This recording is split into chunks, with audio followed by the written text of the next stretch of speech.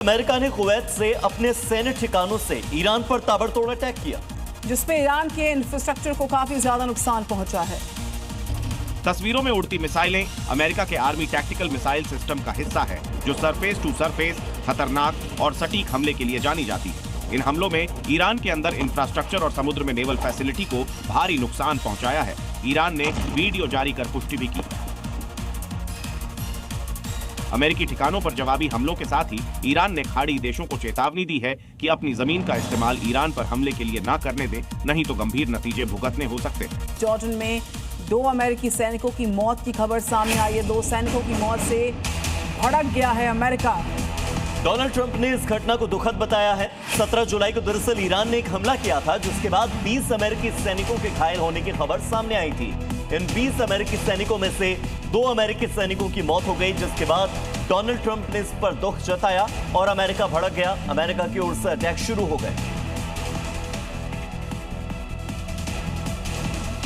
और America Iran में जो जंग छिड़ी है, उसमें अब बुनियादी ढांचों तक ये जंग जा पहुंची है।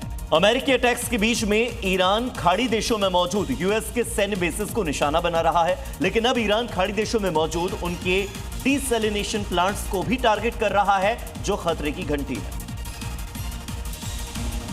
जिससे कतर, कुवैत जैसे खाड़ी देशों के सामने पीने के पानी की समस्या खड़ी हो जाएगी। और खलीफा का यही प्लान है और इसलिए उसने अब खाड़ी देशों को पानी के लिए तरसाने वाली स्ट्रैटेजी से आगे बढ़ना शुरू कर दिया है। तस्वीरें कुवैत की है। 48 घंटे में ईरान ने कुवैत के बिजली और डीसैलिनेशन प्लांट पर हमला किया।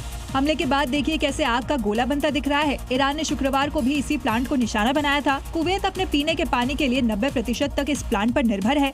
ऐसे में ये हमला उसके सामने पानी का संकट खड़ा कर सकता है और इमरजेंसी जैसे हालात पैदा हो सकते हैं। अमेरिकी विदेश मंत्रालय की एडवाइजरी मिडिल ईस्ट में तनाव के बाद चेतावनी को जारी किया। दुनिया भर में अमेरिकियों को सतर्क रहने के लिए कहा गया है। दूतावास की सलाह पर ध्यान देने की अपील की गई है। कहा गया है कि उड़ानों में बाधा को लेकर तैयार रहें अमेरिकी।